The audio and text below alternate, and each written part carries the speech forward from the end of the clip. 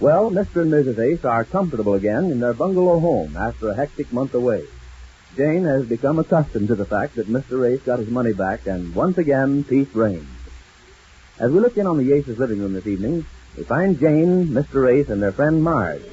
There comes a ring at the door, and Mr. Ace goes to answer it. Listen.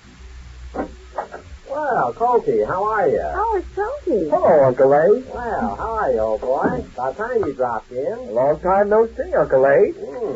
Cokie, I wondered when you were coming to see me. Oh, hello, Mother. How are you, Cokie? Fine. Long time no see, Mother. What? All right, long time no see. It's the Far East, isn't it? Hi, Marge. How are you?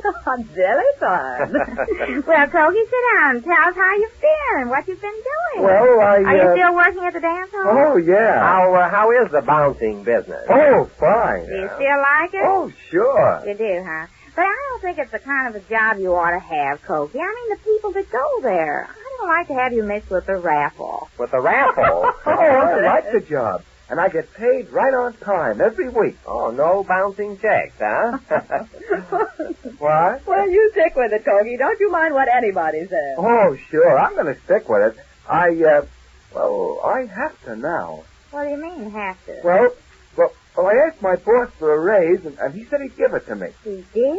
You bet. Well, looks like you're indispensable to that job of yours. What? Well, I say it looks as if you're in solid there at that job. I mean, if you can talk them into giving you a raise, is business that good there? Oh, they have crowds every night. It keeps me pretty busy. Busy bouncing, is that? Oh, yeah. How do you find these people that you bounce? Pretty tough? Oh, yeah, that's pretty tough, I guess. But I don't mind. I guess I can be pretty tough, too, if I have to. Yes, I guess you can. Of course, I don't like to. No, I suppose not. I try to give them a couple of chances to behave. The first time I say, okay, break it up. And the second time I say, okay, spread out. And the next time is when I bounce. That sounds like interesting work. Oh, yeah, it's very interesting. Yeah. You get to meet different people all the time. Yes, I can see that. You sort of rub elbows with them. Well, not always. Elbows. No, not always. What do these people do that you have to bounce them? Oh, different things. How much raise did they give you, Cokie? $5 a week raise. Well, how much will that be altogether? $20. Oh, you get 15 now. Yeah, when I get my raise, that'll make 20. Well, when'll that be? Well, that's what I came to talk to you about. Oh, about the raise? Well, yes, indirectly. Indirectly. Well, where did you get hold of that word? Well, that's what Betty says it is.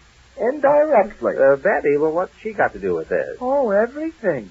Well, what do you mean, Oh, Betty put you up to asking for this raise. Well... Oh, then Betty is the water on the wheel. Oh, no, you don't. What do you mean by that? Well, I didn't say That's anything. become a very touchy subject with the young man since you folks went away. But I didn't say anything. Anybody who says anything about Betty... Wait a minute. Cokie, what's the matter with you? Well, he can't say that about Betty. What did you say, dear? Why you But I didn't say anything. don't pay any attention to him, Cokie. Now, what were you saying about Betty? Did she make you ask for the raise? Oh, indirectly? What does that mean? Well, that's what I came to talk to you about. About what?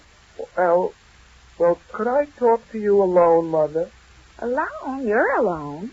No, I mean you alone. Oh, all right. And now let me see. Where can we go? Oh, no, you don't. What? There's no talking to you alone. If he's got something to say, we're all going to hear it. Now, what is it, Cokie? What? What is it? What's on your mind? Oh, it's not on my mind. It's just something I've been thinking about. Oh, just something you've been thinking. Well, out with it. What are you stalling Oh, about? now, go easy with him. Can't you see he's uncomfortable? Uncomfortable. Now, sit down, Cokie. Something seems to be troubling you. You can tell us. I'd rather just tell it to Mother alone. See, he wants to tell me. But why? We're just as much interested and sympathetic as you are. I know, dear, but Now, look, Cokie, are you in trouble? Oh, no. Well, you seem unhappy about something. Oh, no, I'm the happiest man in the world. Oh, you are, huh? Oh, sure. You can ask Betty if I'm not. Betty, what has she got to do with it? Oh, everything. She made me the happiest man in the world. What? Cokie! You mean to say Oh, that... now, wait a minute. Well, Cokie, what are you trying to tell us? I'd rather tell Mother alone. Well, come on in the next room How and far tell has this gone, Cokie? So, she said that she'd make me the happiest man in the world. Well, when did all this happen? Oh, yesterday. You mean to say that you and Betty are... Well, I'd rather tell Mother alone. But, Cokie, you've already Dear, told... can't you see there's something he wants to tell me alone? Why do you keep asking if he doesn't want to tell But, you? Jane, he just Now, told her... Cokie, Don't you shout in front of them if you don't want to. I'm just dying to find out what it is. Now, let you and I go out in the kitchen or somewhere. But, Jane, don't you understand? He told us it's Betty. What's Betty? Betty and him, the two of them. What happened? What is it? I don't know. I hope I don't know. Well, but Cokie, how far is this gone? What do you mean she made you the happiest man in the world? She said she was. She said You that mean it's definitely settled? You bet. Well, if that What's isn't going on here? Why doesn't somebody tell me what's going on? But I've told you, Jane. Cokie asked Betty to marry him. Well, she's not here, Cokie. She didn't come home for dinner tonight. What did you say, Mark? You heard her. Cokie. Yes, Mother. Cokie, you didn't. Oh, yes, I did, Mother. That's why I came to talk to you about. Oh, Cokie. What's the matter, Mother? Why didn't you ask me first? Ask you first? Yes. But you're already married. Oh, yes. No, I mean, why did you ask me if it's all right? That's what you're supposed to do. After all, a mother has some rights. Why, we've only known you for a year and a half, and here you go asking girls to marry you. Only Betty. I know, but don't you think I ought to know about it first? Before Betty? Before Betty? Why, she's only the girl. I'm the mother. Why, you should tell it to me first. Well, I wanted to talk to you, but I... Oh, Cokie. Well, come here and sit on my lap. No, I guess I better sit on yours. Oh, Jane, will you stop that simpering? What's the matter with you? We've got to discuss this thing sensibly. But, dear, can I help it if my own place and Bones decides he's going to get married without even...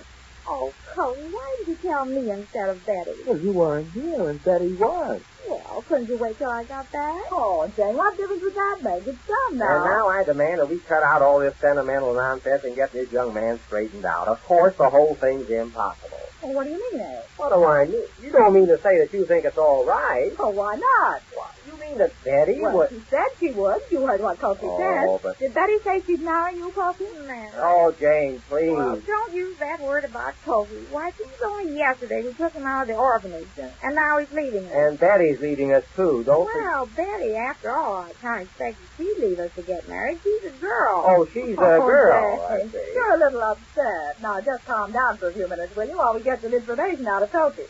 Now, look, Cokie. Yeah? You asked Betty to marry you, Yeah. and she accepted you? Well, she said yes. Well, practically accepting you. Yeah, I guess so. Well, where's Betty now? Downtown, waiting for me. Downtown where? Oh, on a picture show, I guess. She's going to meet me. She wanted me to come out here first and tell you all about it. Well, why didn't she come with you? Well, she said she thought it would be better if I asked you alone.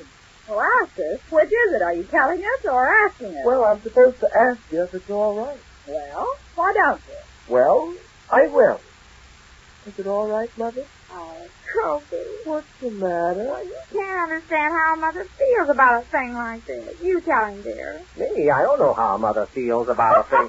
If you'd only stop that sobbing for a minute and try to talk sensibly. Now, Jane, stop it for a second, will you? You've got to talk to this boy. You've got to tell him. Well, I don't know what to tell him. Well, I'll tell him that if you're... Oh, no, dear, I guess I do. All right. Well, what is it, Cokie? What? Start all over and tell Mother everything. What happened? Well, I fell in love with Betty. You know how a fella does. And I asked her to make me the happiest man in the world. I saw it in the movies one night. That's where I got the idea. This man asked the girl to make him the happiest man in the world. It wasn't very good. The picture, I mean. The other picture was good, though. They had a double feature. It was Edward G. Robinson and Blood Will Tell. Boy, you should have seen the way he started out with the cup.